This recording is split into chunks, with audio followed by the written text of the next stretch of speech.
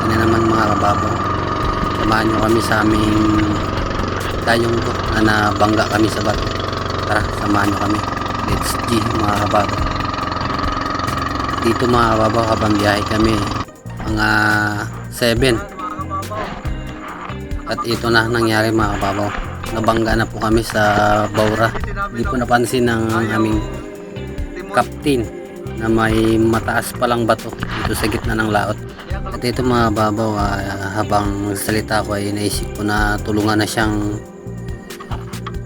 ituwid yung aming timon para sa ganun ay mas madali naming maayos ang problema namin dito sa gitna ng laot mga kababaw. Pero yun nga, naging okay rin naman mga kababaw, pero wala pala kaming tools na pambaklas sa ihi. Pati po kasi ang ihi ay nabaluktot ang kanyang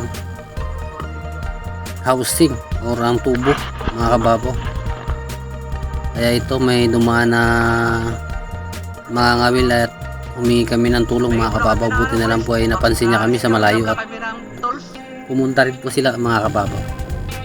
At ito, wala rin pala sinandalang tools mga kababaw. At yun, natsagaan naming mabaklas yung ilisi mga kababaw. At yun na nga, yun sa may cross joint niya po ay nahirapan kami magtanggal dahil wala po talagang tools. Dusi po or vice grip lang po talagang kailangan namin. At ito mga kababaw, mayroong dumating na naman na nagtitimbog. Tinawag po namin ito mga kababaw, pero yun nga, wala na naman nangyari dahil sa kabilang bangka daw pong meron. Kaya ito, pumunta sila mga kababaw. Inimbrehan din na kailangan namin ng ganun tools. Kaya yun, nagpasalamat na kami mga kababaw. Thank you kila sir na ibigay ng tulong sa amin sa kahit sa ganung paraan lang ay malaking bagay po yun. Maraming salamat po. God bless po sa inyong lahat.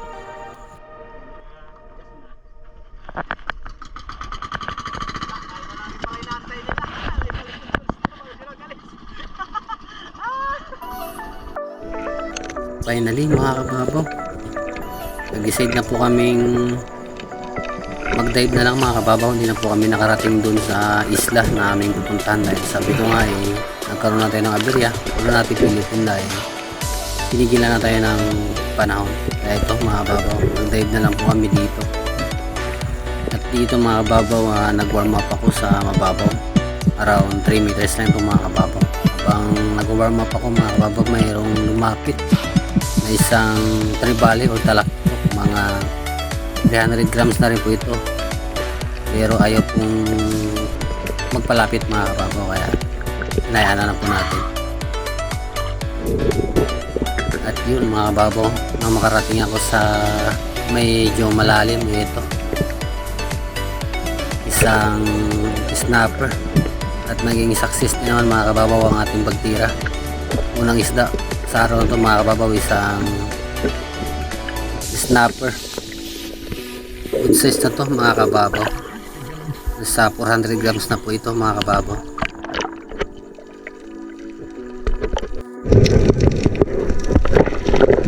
At sa drop na to mga kababaw, meron po akong napansin na isang snapper. Napakalaki na ito mga kababaw.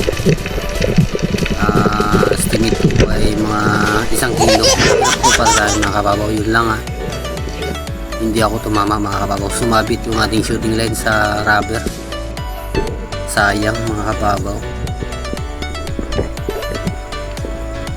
At dito mga kababaw, sa drop na to, nag-try na naman akong i-drop shot itong isang parrot fish dahil wala po tayong huli. Isang snapper pa lang po, kaya try ko po siyang i-drop shot. Pero yun mga kababaw, sobrang bilis ng kanyang paglangoy kaya hindi natin na-pull yung trigger. At ito mga kababaw, habang naghahanap tayo ng ating target, may napansin akong isang bayang mga kababaw or batfish. Ito ang ating naging ikalawang isda mga kababaw sa araw na to, isang batfish o bayang. Malaki na po itong mga kababaw. good size na po yan. At dito mga kababaw, pagkarating ko sa may malinaw na parte, nag-ambush po ako mga kababaw. Try akong mag tawag ng anumang isda na lalapit mga kababaw. At nagantay-antay tayo mga kababaw ng ilang segundo kung merong lalapit.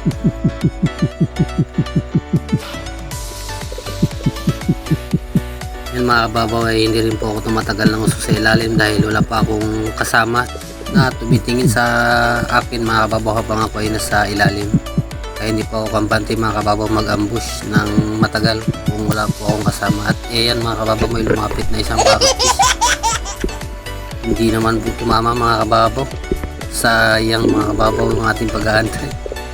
At ito, may napansin ako na namang snapper mga kababaw, kaso napakailap. Pero gintry ko pa ito siya kababaw na tirahin kahit medyo malayo na. Pero ayan na naman na nangyari mga kababaw. Sumabit na naman yung ating shooting line sa rubber.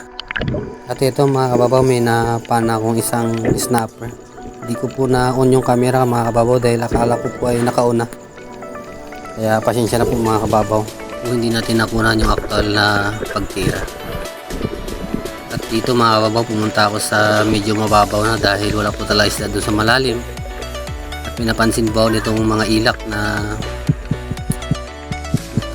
pag-alagala, kaya inambush ko mga kababaw.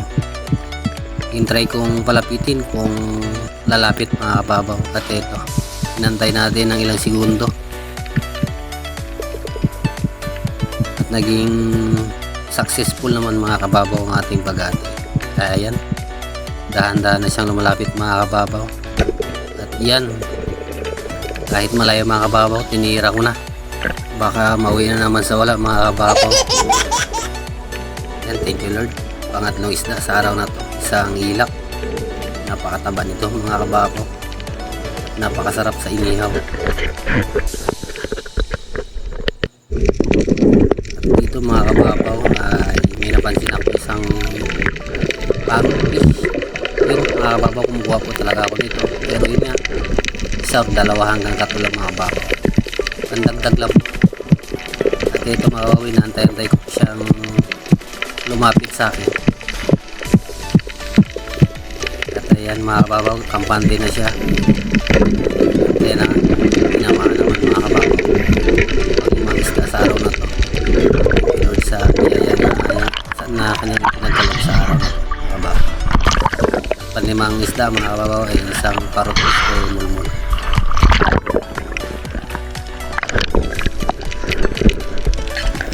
Yun, ayos na mga kababaw yung ating pangulam.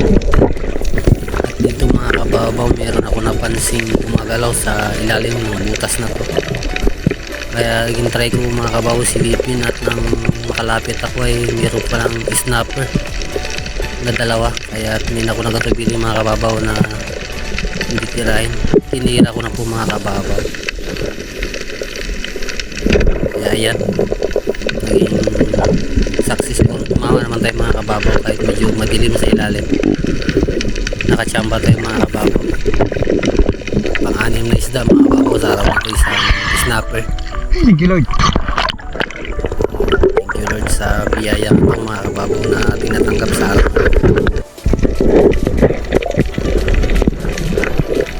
At dito mga kababaw, ganun pa din.